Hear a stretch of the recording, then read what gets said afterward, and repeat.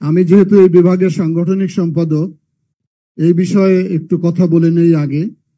সেটি হচ্ছে যে এই প্রশিক্ষণ আমরা ইতিমধ্যে বিভাগওয়ারি একবার সম্পন্ন করেছিলাম। এখানে জেলা নেতৃবৃন্দ আছেন, ওনারা অংশগ্রহণ করেছিলেন রংপুরে। পরবর্তীতে গত পরশুদিন যাবৎ আমাদের বিভাগটাকে আমরা 3টা ভাগে বিভক্ত করি। প্রথম ভাগে ছিল লালমনিরহাট, কুড়িগ্রাম, গাইবান্ধা। সেখানে একটি দল এই কর্মশালায় অংশগ্রহণ করছেন, ঢাকা থেকে যেনারা এসেছেন। আরেকটি দল, সেটি হচ্ছে না আমি একটু ভুল বললাম, ঠিকই বলছি, গাইবান্ধা এবং লালমনিরহাট এবং কুড়িগ্রাম ছিল প্রথম। আজকে হচ্ছে আমাদের দিনাজপুর, ঠাকুরগাঁও, পঞ্চগড়। গতকালকে আমাদের ছিল রংপুর মহানগর, রংপুর জেলা, সৈয়দপুর এবং নীলফামারী। আজকে শেষ দিন আমাদের। তো সে কারণে আমি আপনারা এই আমার বিভাগের মধ্যে সবচেয়ে বড় জেলা হচ্ছে দিনাজপুর।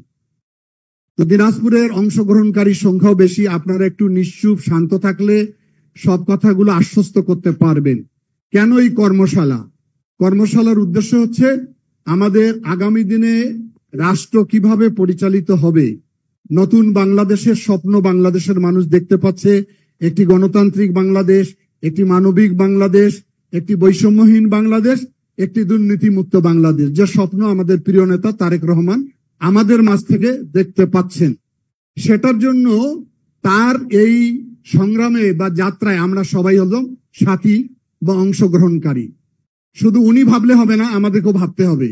সেই ভাবনাটা উনি আমাদের মাঝে বিস্তৃত করার জন্যই পরিশ্রম করে যাচ্ছেন।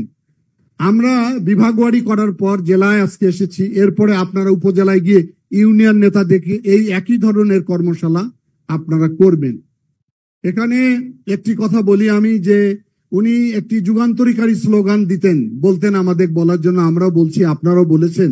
একটি বলতেন যে ফয়সালা হবে রাজপথে, আর একটা বলতেন টেক ব্যাক বাংলাদেশ। একটা তো ফয়সালা হয়েছে রাজপথে, কিন্তু এখনো পূর্ণতা লাভ করেনি। কেন? আমাদের যে সংগ্রাম ছিল সেটি একটি অবাধ, গ্রহণযোগ্য, বিশ্বাসযোগ্য নির্বাচন। সেই নির্বাচন এখন কত দূরে কবে হবে সেটা আমরা বুঝতে পারছি না। সুতরাং সংগ্রাম আমাদের অব্যাহত রাখতে হবে।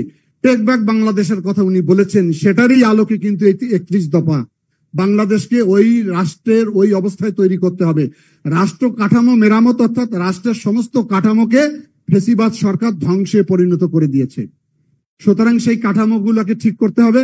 আমি সেই দিন আমার প্রিয় নেতাকে বলেছিলাম যে আমার 2টি প্রস্তাব রয়েছে। আমরা যেটা আশ্বস্ত করলাম কি করলাম না, তার একটা পরীক্ষা হওয়া উচিত। আমরা শুধু শুনে গেলাম, বাড়িতে গিয়ে ভুলে গেলাম। আপনি আমাদের একটা পরীক্ষা নেওয়ার ব্যবস্থা করে দেন। এটা ইউনিয়ন লেভেলে হতে পারে, এটা উপজেলা, এটা জেলা লেভেলে হতে পারে। আমরা 31 দফা কতটা আশ্বস্ত করেছি, কতটা মুখস্থ করছি কি করি না, সেটা অন্তত আমাদের জানা দরকার। আর এটা জনসম্পৃক্ত করতে গেলে সাংস্কৃতিক বিপ্লব ছাড়া রাজনীতি কিন্তু পূর্ণতা লাভ করে না। সেজন্য কৃষ্টি, কালচার, সংস্কৃতিকে সর্বাধিক গুরুত্ব দেওয়া উচিত। আমাদের সামাজিক আন্দোলনগুলোতে আমাদের সম্পৃক্ত হওয়া উচিত। আপনারা, আমি ওঠার সময় অনেকে বলেছেন জাগো ভাই, এটি বাংলাদেশ না, এটা বিশ্বকে নাড়া দিয়েছি আমরা।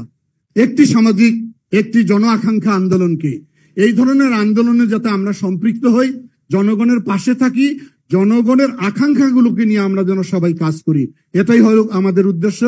আমি আবারও বলি, আমাদের অ্যাক্টিং চেয়ারম্যান সাহেব অনেক ধৈর্য ধরে, অনেক সময় দিয়ে গত 3 দিন যাবৎ আমাদের বিভাগের প্রতিটি নেতা কর্মীর বক্তব্য উনি শুনছেন এবং প্রত্যেকটা নেতা কর্মীর বক্তব্যকে অ্যাড্রেস করছেন। এরকম ধরে ধৈর্য নিয়ে কথা শোনার আমার মনে আর কেউ আছে কিনা আমার জানা নেই। আপনারা দিনাজপুরের ভাইরা যারা এখানে প্রশ্নপত্র জমা দিয়েছেন, আপনারা সুশৃঙ্খলভাবে প্রশ্ন করবেন, উনি জবাব দিবেন। আমি আমার কথা শেষ করে নিয়ে আসলাম। আমরা আগামী দিনে একটি নতুন বাংলাদেশের যে স্বপ্ন, সেটি হলো একটি বৈষম্যহীন, একটি গণতান্ত্রিক, একটি মানবিক বাংলাদেশ গঠনের আমরা সবাই ওনার সঙ্গে সহযাত্রী হিসাবে কাজ করব। ধন্যবাদ সবাইকে। বাংলাদেশ জিন্দাবাদ।